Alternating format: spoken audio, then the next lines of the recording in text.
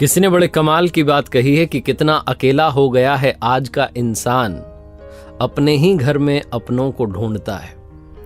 नमस्ते दोस्तों, मैं हूं आरजे कार्तिक। एक बहुत छोटी सी कहानी एक सेठ जी की जो गांव में रहते थे। बड़ी सारी ज़मीन थी, हवेली थी, सब छोड़ छाड़ के शहर में आ चुके थे। शहर में 4 बेडरूम का उनका घर था, 2 बेटे थे, बच्चों को पढ़ाया लिखाया, बड़े हुए, जॉब करने लगे और अचानक से विवाद बढ़ता गया। प्रॉपर्टी को लेकर के डिस्प्यूट होने लगा। आए दिन घर में झगड़े होते थे और एक दिन तो हद हो गई, दोनों भाई मरने मारने पर उतारू हो गए, हाथापाई होने लगे। ये वहीं हो रहा था जहां लिविंग रूम था उनका, जहां हॉल था। जब ये हो रहा था तो वो जो सेठ जी थे वो जोर जोर से पेट पकड़ के हंसने लगे। दोनों भाइयों को समझ में नहीं आया कि क्या हो गया है। उन्होंने कहा, पापा यहां झगड़ा चल रहा है और आप जो है हंसते चले जा रहे हैं।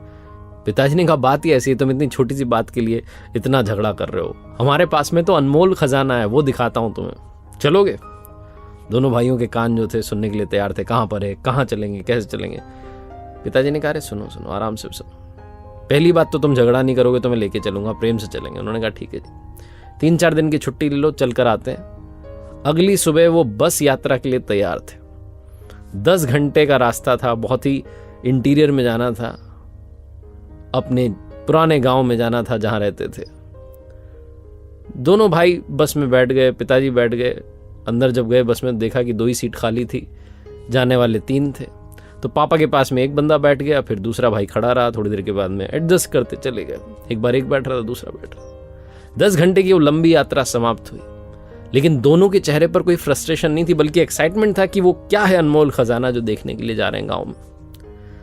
गांव में पहुंचे तो पिताजी के पुराने जानकार मिल गए। नमस्कार करते हुए, हाय हेलो करते हुए आगे बढ़े और गांव के आखिरी कोने पर पहुंचे तो दूर से दिख रही थी एक हवेली जो जिसके पास पहुंच चुके थे।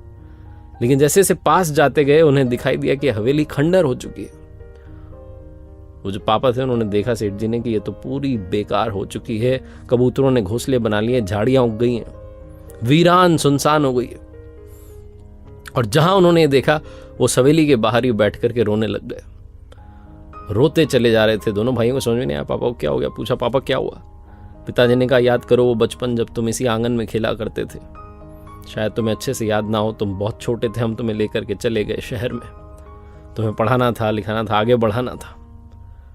तुम्हें पता है जो हवेली है, इसके लिए मैंने अपने बड़े भाई साहब से झगड़ा कर लिया था और हम भी दोनों भाई के बीच में झगड़ा इतना बढ़ता गया, मैं तो मरने मारने पर उतारू हो गया। बड़े भाई साहब ने बड़ा दिल दिखाया, उन्होंने कहा, तू रख ले हवेली।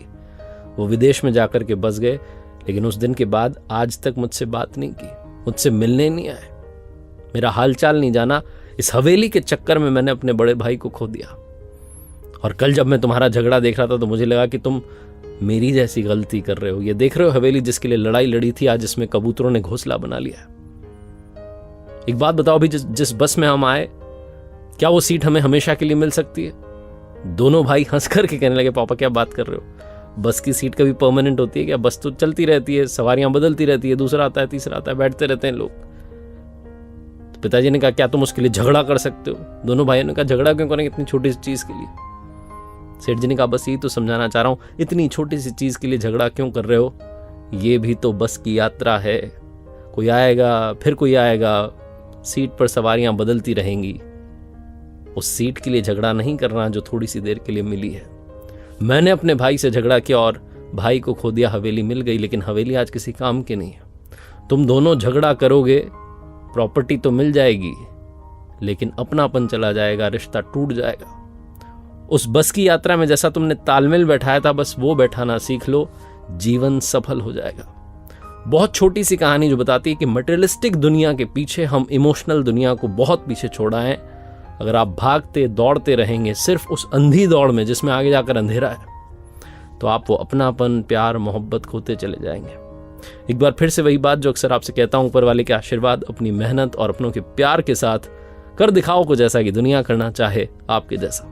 देखते रहिए हर सोमवार सुबह 9:30 बजे मेरे साथ एक नई कहानी और हर शुक्रवार सुबह 9:30 बजे लर्निंग सीरीज का एक नया वीडियो।